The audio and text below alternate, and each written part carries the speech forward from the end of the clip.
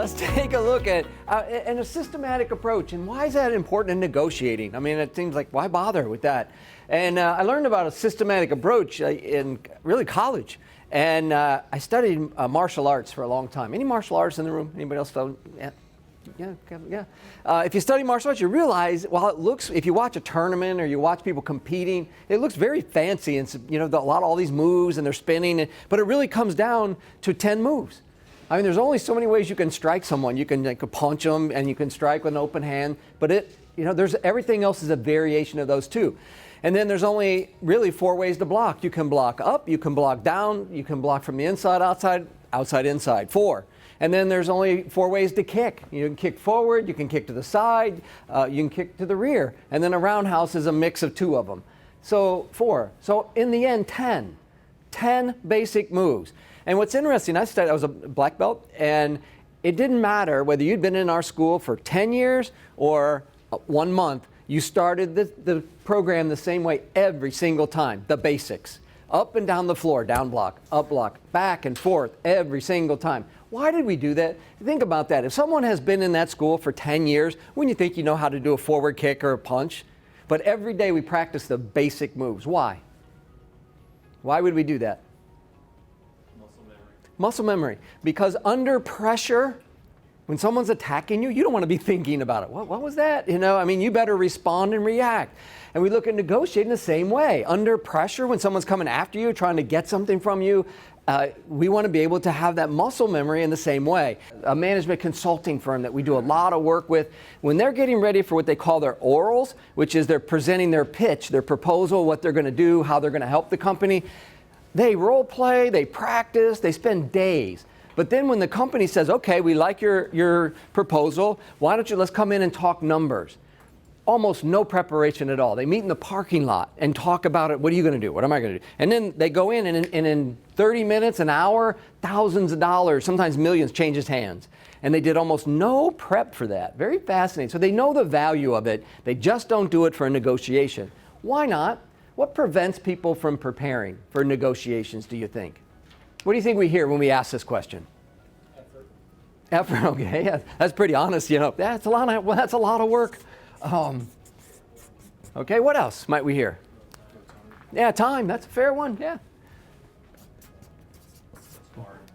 What was that? It's hard. It's hard. Yeah. Could be. Yeah. Which kind of effort and hard go together, don't they? Yeah. It's like, oh man, I'm not doing all that. What else? Maybe behind that. Ego. That's. Yeah.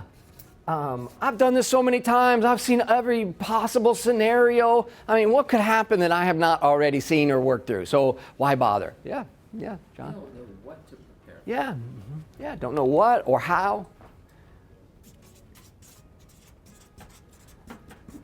Even if I were to take an hour or any carve out time, what would I do during that time? What would that look like, Michael?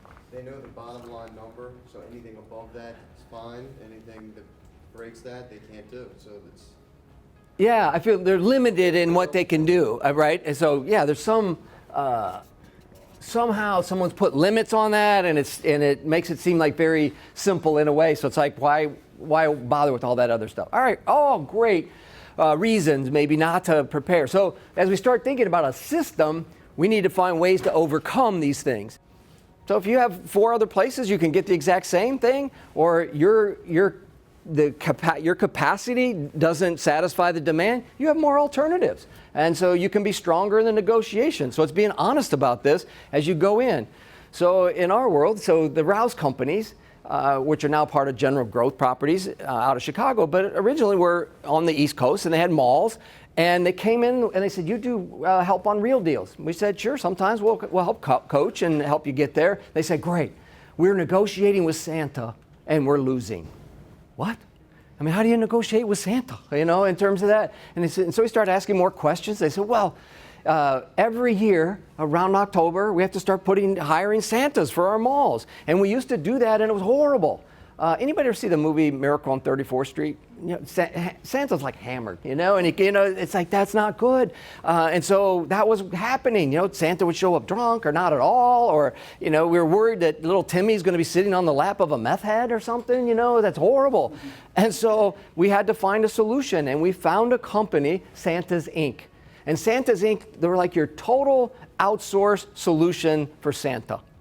They did everything. They hired them. They did the W-2s. They did the background checks. They did the alcohol test, all of that. And they did it so well, they're the only game in town. What happens if you're the only game in town? Yeah, you start raising your prices. And that's what was happening. They said, look, it's a great service. It's a great deal. We just want to pay a fair price. And we have now gone past that. We said, great. What are your alternatives? We have the situation pretty well down. You'll see on your prep planner in your book, it talks about situation. That was the situation, along with some precedents. All right, what options do you have? And that's when they turned to us and said, well, that's the problem. We don't have any. I said, great. You don't need us. This is not a negotiation. It's what? Extortion, right? Because whatever they ask for, get out your checkbook and make it to Santa. You're going to have to pay them. They didn't like that answer. So we said, let's explore, let's brainstorm. So we started to throw things out. Could you go back to hiring your own Santas? No, that was horrible. Too risky, not a great idea. Okay, great. Could you just not have Santa in the mall at all? They said, well, 60% of our business comes in the last 2 months of the year. Probably not good to be at a competitive disadvantage. Fair. Then we threw out, we said, well, what about this? What about setting up a subsidiary of the Rouse companies? And you're really going to now go into business to hiring Santas for not only your malls, but other malls as well. You hire a good manager that knows what they're doing, and that's all they focus on. They said, well, we don't want to do that.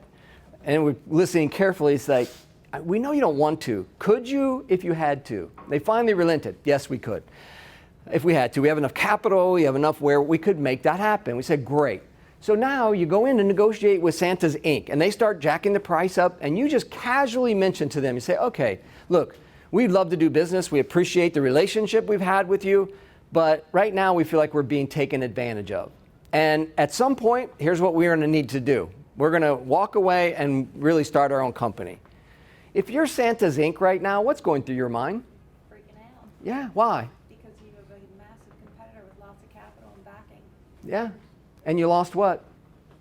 A customer. You just lost a client and you're gaining a big competitor. You don't need an MBA to figure out that's a bad deal. But are we now back to a good, fair negotiation?